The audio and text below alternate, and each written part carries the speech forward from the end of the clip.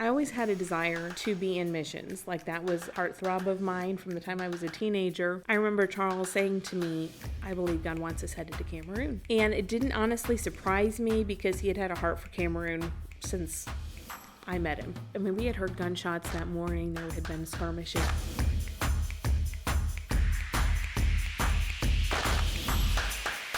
Hi, and welcome to the podcast, The Ordinary Brave.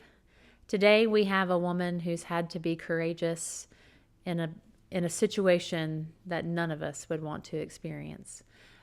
She and her husband and her family of 8 children traveled to Cameroon on missions. I think they were only there 12 days, and her husband was martyred there in front of her and one of her children. And she has obviously experienced something that none of us would ever want to experience. But she's also experienced the amazing, sustaining grace of the Lord. And I am thrilled for you to hear her story and her spiritual journey through this, and how God has just given her grace and how He's provided for their family.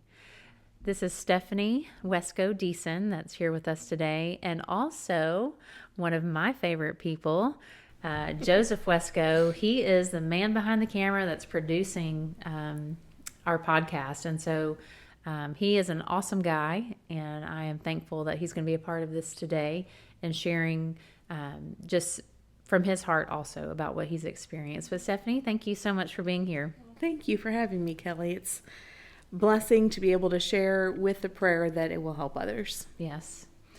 So as much as you want to share, I know it's hard, and I just want you to be comfortable with everything you want to share, but just kind of take us back to that day, or really, why don't you, before you do that, why don't you tell me a little bit just about you? Where did you grow up? Okay. Maybe how you met your husband, Yes. and then what led y'all to go on the mission field. Sure. So I was raised in northern Indiana in the middle of cornfields and soybeans, and had a very fun childhood. My dad was a pastor, so I grew up around the ministry all the time. I was the oldest of 10 children, so I was used to kids, always wanted a large family, and I'm so thankful God gave me my heart's desire in that realm. I got saved when I was 5. After family devotions one night, I had been struggling, and he could see that I was struggling, and so he took me aside and went through the gospel with me, and I accepted Christ as my Savior. And I always had a desire to be in missions. Like, that was a heartthrob of mine from the time I was a teenager.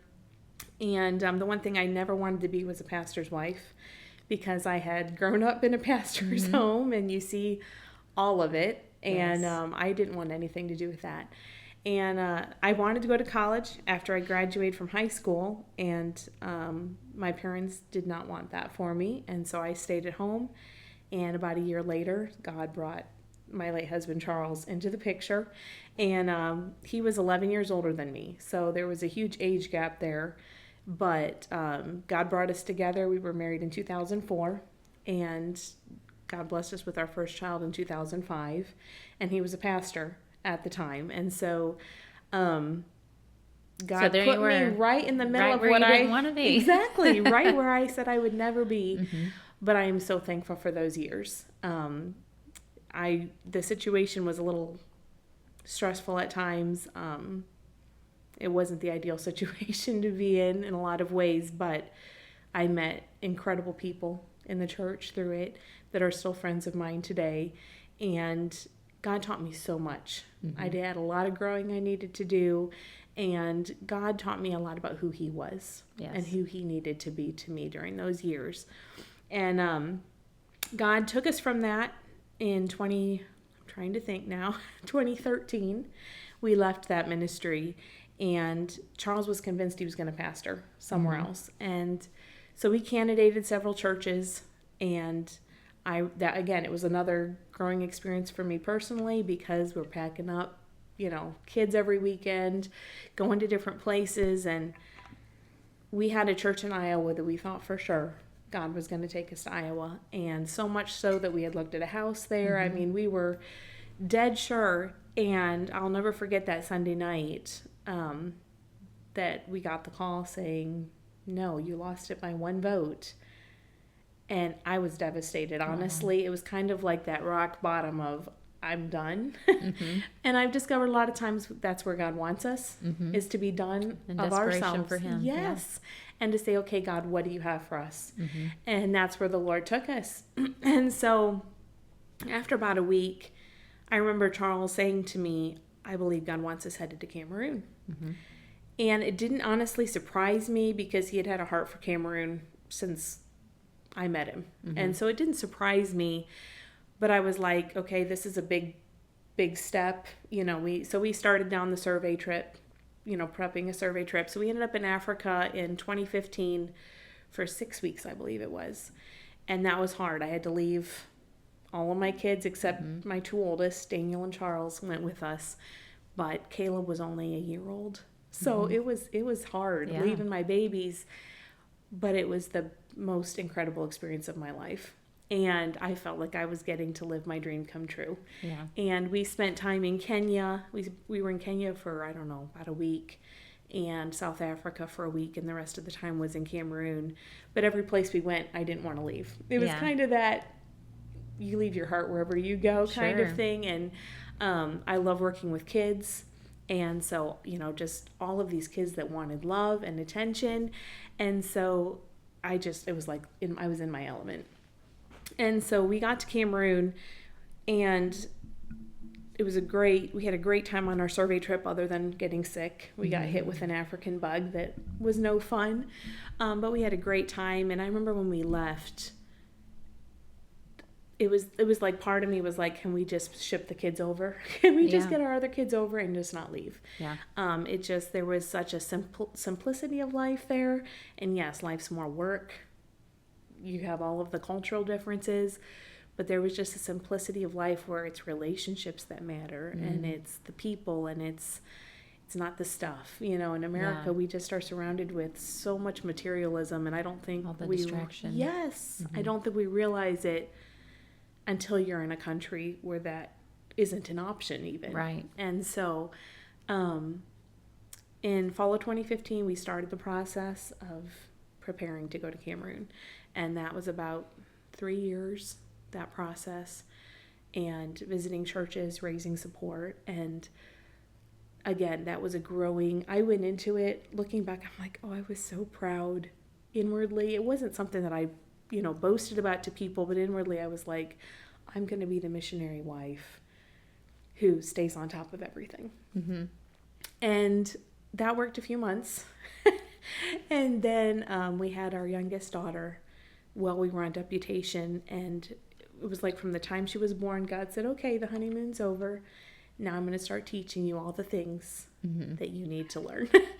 And I ended up slipping down basement stairs, breaking my ankle on deputation, and then shattered my wrist and with emergency surgery. Just so many things kept happening where God kept taking me personally to a place of, I have to be your all, where God had to become my source of strength for everything. And I think the hardest time of deputation came in early 2018. Charles had really wanted to leave like May, June for Cameroon. And we had sold our house, and we were living in this tiny little farmhouse rental. And we made good memories there, but it was one of those houses you can look around and you see the whole house when you're standing in one place. And I'm sure Joseph has good memories of how cramped. It was very small. It was very small. And so we either were in that or in the little motorhome we traveled in. And so, but while we were there, my health crashed. And it turned out I had a lot of health issues going on, but in the midst of that, I came to a place where I didn't even know if God was real. Like, that's how low I felt internally. And God's word became so precious. I had a book that it would have categories of my God is powerful, or my God is loving, or my God is great, or my God is a God of grace. And it had all these verses categorized. And if I had not had that book, I don't know God always provides. But I had that book by my bed in the motorhome. And I was at a point I could handle one verse. And I don't know if anybody's had mono, but if you've had mono, it knocks you flat. And that was one of the things. I had that and adrenal failure. And so I could take that one verse. That's all I could handle. But I could think on it. And so the very words of God became so precious because it was like, I love his word. This is either true or it's false. Yeah. And by faith, I know it's true. Yeah. Even though right now my feelings are screaming, it's not. And so that was a very dark time. But God had to become, he knew it was coming. Mm-hmm. And he had to become so real to me during that time because he knew that I was going to need that relationship with him down the road for what was coming. Yeah. And so as a result of me being sick, we had to postpone leaving twice. Mm-hmm. We were going to leave in May, June, and then it ended up August. Well, I still wasn't well enough to leave. And so it ended up being moved to October.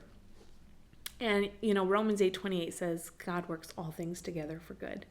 And so there's been times you look back and still my brain will go, well, maybe if I had been sick and maybe if we could have left. And then Satan gets in there with those mind games of this is all on you. And it's like, no, we serve a sovereign God. And he had it all orchestrated for a reason in his time. And so we left on October 17th. And said goodbye to our family friends from O'Hare. And when we left, it was like that, you anybody who's gone on missions trips maybe or has left for the mission field, that plane leaves the ground and it's like, I'm leaving everything I know. Mm-hmm. When the rubber meets the road, I'm leaving everything I know. And I remember that thought crossing my mind and just being like, this, I won't see America for at least 2 years. That was our thought process at the time. And so, and yet you have the excitement too of there's a whole new life waiting for us. We had been calling Cameroon home. We had been trying to live eating the same way we would eat there, like trying to prepare ourselves and prepare the kids because there's already enough cultural adjustments. Sure. And so it was like any way we can prepare for living there that will just help the transition go smoother. And so when we got there, there was a lot of ways that weren't hard that maybe could have been just because of that. And that's thanks to all the missionaries that we had met along the way saying, hey, if we could go back and redo this, this is what we do different. Yes, exactly. Just to give you a head start on all the cultural differences. Yeah. And so we got there. We were excited. The Lord, our missionary co-workers, they had found a house within walking distance of their house. And so that 12 days that God gave us, I call it a honeymoon of sorts because we were honestly the happiest there that we had been maybe ever in our family. Wow. Like it was just This was probably like the culmination too of all the preparation just coming together. Let me ask Joseph, like what do you remember about those 12 days in particular? Anything special stand out to you about Cameroon or just being there? Well, you make a lot of good memories. I remember the rain. We went there in rainy season there. If I'm right, there's 6 months of dry and then 6 months of like the flood. So we were a lot of rain. And the rainy season it was going longer, which again was, I think, in God's providence. But yeah, and then there was also a metal roof. So you heard everything. And the layout was pretty nice. The ceiling was held up by ropes. So that was fun. Yeah, it was just good memories there. Yeah. There were 2 neighbor kids who would always come over to our house. Or was it 1? 2. No, yeah, it was 2. They would always come over in the morning. We'd be like, gotta wait to let them in. It's 6:30. They'd be there bright and early. Yep. We'd feed them. It was good memories. One of them was great friends with Emmy. Oh, her name was Diane. And Emmy was 2. And Diane was 4. But Diane was smaller than Emmy. And, they were best of friends. They just... For years, Emmy would ask, I wonder how Diane's doing. And sweet. But they were the sweetest kids, and they knew how to barter. And so they were helping me. They were helping us learn Pidgin English because we needed to learn Pidgin English. And they knew how to barter for food in the kitchen.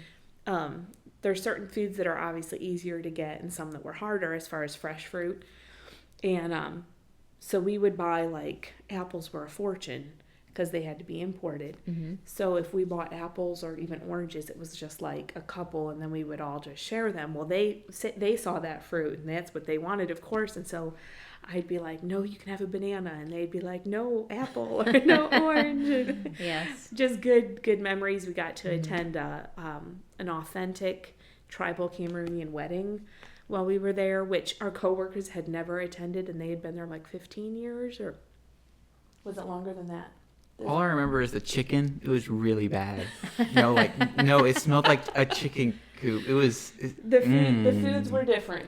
Yeah. There wasn't Chick-fil-A there. No, it was there's definitely no not Chick-fil-A. No, there's no Chick-fil-A, but it's just so many good memories. And with our coworkers, we made so many good memories. And I remember Hudson's birthday is the beginning of November, and so we were planning his, our first birthday party there. And my friend, the coworker's wife, she was helping me. We were trying to figure out what we could get, because the Civil War was going on. The Civil War had started while we were in preparation mode to go. And so one of the things they were doing was cutting off food supplies of food from the French regions. It was all control stuff. Sure. So anyway, there were certain foods that were harder to get once we were there to live versus when we were there on our survey trip. And so we were trying to figure out, what can we get the supplies for? What can we make? And I remember Hudson he was so excited about that upcoming birthday party, but God had other plans. And so on October 30th, we had been there 12 days, and this was a Tuesday morning. The Monday before we had finished, like the last box was unpacked. I had never been so organized, seriously, because we were in a way smaller house. And of course we had taken way less with us, Right. We had way less.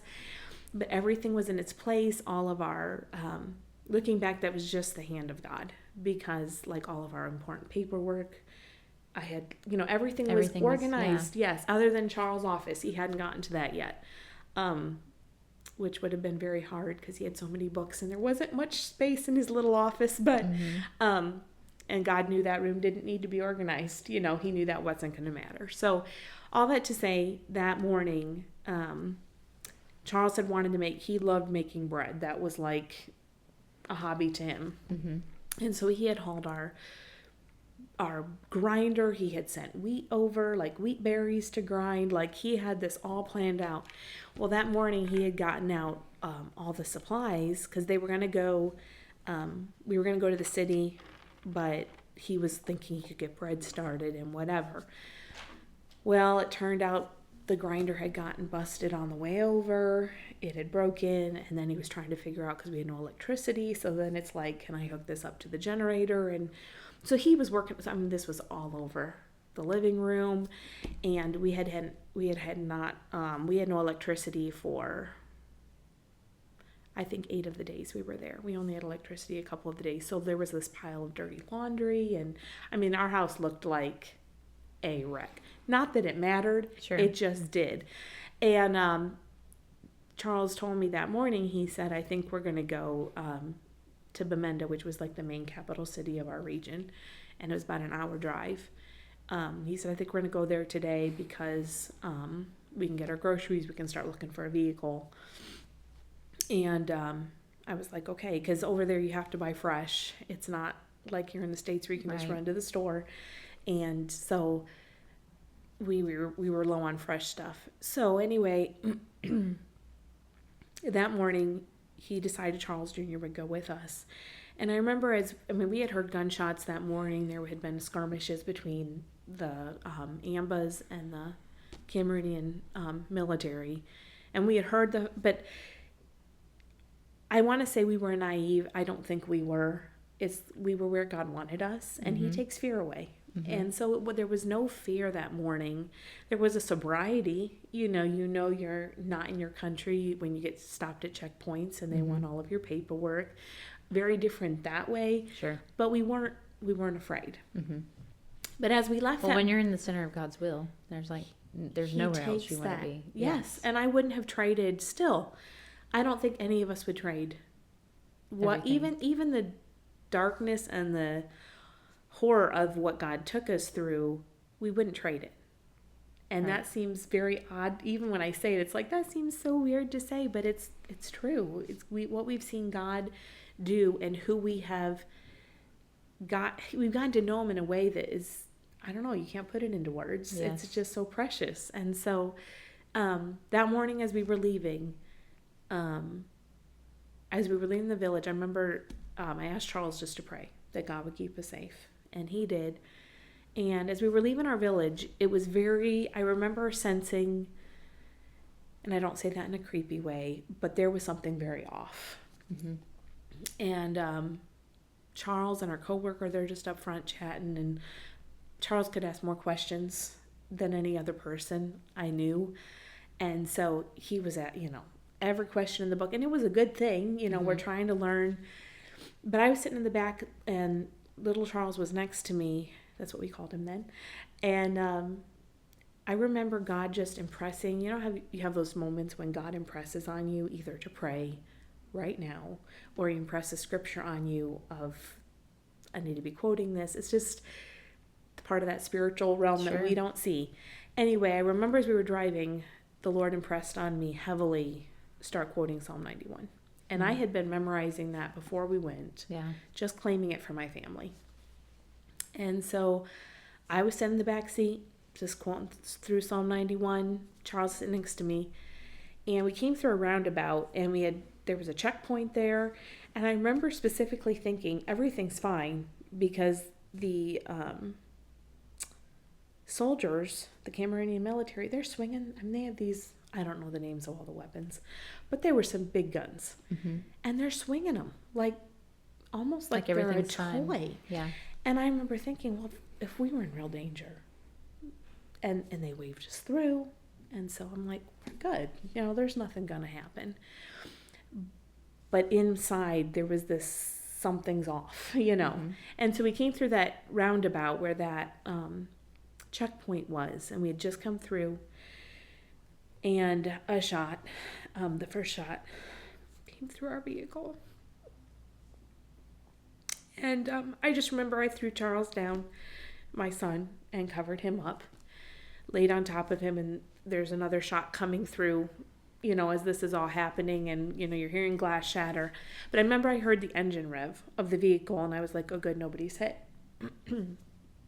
And I remember as I sat up, I'm asking Charles, are you okay? And, of course, there's glass everywhere, so I'm looking for cuts or, and Charles just screams because I'm looking this way, and he's looking this way when he sits up. And he just screamed, and he's like, Mom, Dad shot. Mm-hmm. And I'm not going to get into all the details, Sure. But he had gotten hit multiple times. The shots fired were buckshot, and so there's that wonderful spray effect. And he was hit multiple places, and when I look back, I do not remember feeling like God was there. But I know he was, because all of us should have been killed. There was holes in all of our seats, and none of the rest of us were even wounded physically. Yeah. And I know that's only God. He's the only one that can make you bulletproof. But for some reason in his plan, and God's given us some reasons, as the kids and I have gone through this journey of healing, God has given us enough reasons that we have comfort. And but that next hour, because we had just left our house, and so we had quite a distance to get to the Capitol, and it's not like there's an emergency room around the corner. Sure. And even though it's not that far of a distance, you're talking third world country roads. And so that hour was brutal, because Charles was bleeding out. That's just the simplest way to put it. And I remember trying to plug holes and thinking, I can't. I don't have enough fingers. There's not enough I can do. And begging God to spare his life. That was my prayer at that point, was like, God, you cannot take him. We have 8 little children. You can't do this. And of course, I'm trying to comfort Charles, who's a basket case, understandably. And This was right before his 12th birthday. And so we got into the capital city and drove into that first clinic, and they took, some orderlies came out and they took Charles' body into the clinic, and then they went to carry me in. And I'm like, no, I'm not hit. And they're like, yes, you're hit. And that's when I realized what I looked like. And I'm so thankful. As awful as this sounds, I'm so thankful I did look that bad, because otherwise I wouldn't have seen Charles. Yeah. And I needed to see what he looked like from the front, because all I knew was what I saw, all the exits. I didn't see all the entrance wounds. And when I saw him from the front, my prayer changed. Mm-hmm. And then it became one of, God, do what's best for him. Yeah. And I remember I was facing the wall. They wouldn't let me near him. Like, I went to go be by him, and they pulled me away because they wanted to make sure I wasn't hit. And so they took me over, and there was no running water. This is a mud block kind of a clinic. And I remember they wouldn't let me even look at him. They just had me facing, and there was another guy with gunshot wounds laying next to him, a Cameroonian. And I remember they took me over, and they had me facing the wall, and they had me lean over an empty barrel, and they had a barrel full of water, and they handed me a bowl, and just they were trying to get me to wash myself up a little bit. And I'm facing that wall, and I'm hearing all the screaming and yelling of doctors, orderlies, and I'm hearing Charles do the death rattle, because his spine wasn't hit. And so because of that, his heart kept beating, and it's the brutal part of death. Mm-hmm. And I remember hearing all of this behind me and looking at that wall and saying, God, I have nothing else but you. And he became real then, in a way. Again, it's like you're on a journey of learning who God is to you. And he became so real then. And as they took me back out, thankfully the Lord gave me the presence of mind to grab Charles' phone. I pushed my way past them and grabbed his phone out of his pocket. And they'd taken his socks off. And this is a funny thing, but his feet were the only part of him that were ticklish.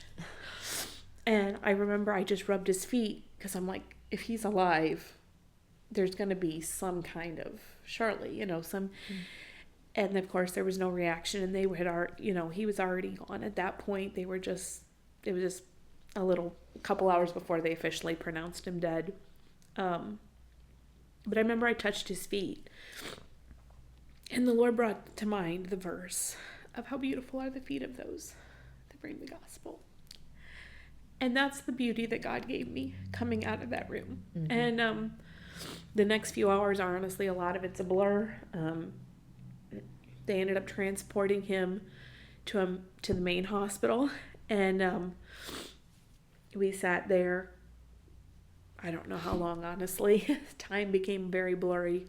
But we sat there for a while just praying and together. Charles Jr. is with you this whole time. Yes, and trying to comfort him. And I remember a nurse shoved dark chocolate in all of our mouths, and that was what we ate that day, was a little piece. But I've had people tell me since, well, that was the best thing they could have shoved in your mouth, because that kept you from collapsing. And so God did little things along the way.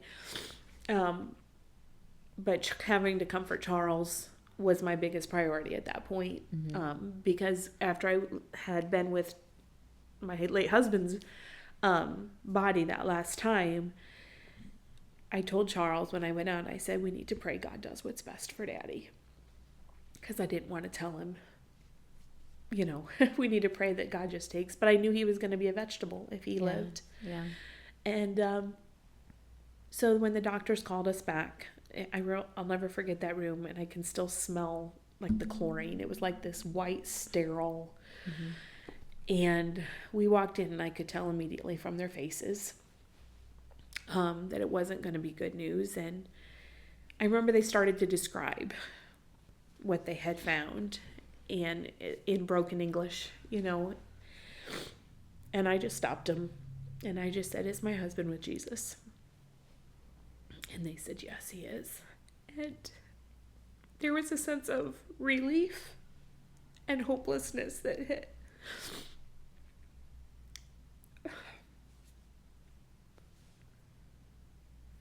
Sorry. That's okay. Well, why don't we take a moment and let Joseph maybe speak some too, as because I cannot imagine just the pain and all that you've gone through. But Joseph, so you're at home with your other siblings during all of this. Do you guys know what's going on at this point? No, we weren't told. What we did was we went over to the neighbor's house because they were probably 100 yards from us. So we just walked over to their house. We just kind of hung out because our a friend had gone with us, a young lady who was kind of like a sister/daughter to me. She ended up being my maid of honor when Mark and I got married. But she had gone with us, and she was our angel. I say she was our angel because we told her. She knew, and then it was, we didn't want the kids. I didn't want the kids to find out without being there. Yes, of course. But yeah, we went over to their house. We just kind of hung out. We played games, watched movies. They didn't tell us what was going on, but. What's the movie you watched? I still can hardly. Big Hero 6. The plot in that thing is insane, bro. The plot is insane. No, to lift the mood a little bit. One funny note about Liberty when she went. I don't know if I should say her name, but she'll be fine. She'll be fine with it. Freedom. She had brought a big jar of peanut butter. She was just over in the corner like a chipmunk eating it up. It was really funny, but we had a lot of good memories over there when all that was going on. And it's like that family took care of you while your mom and the whole situation was happening, and you guys weren't aware. And that family was taking care of you during that. But we're going to cut right here and have a part 2 series of the Wesco Deason family story. We'll continue to see more and hear more about God's sustaining grace over this family in a future episode of The Ordinary Brave.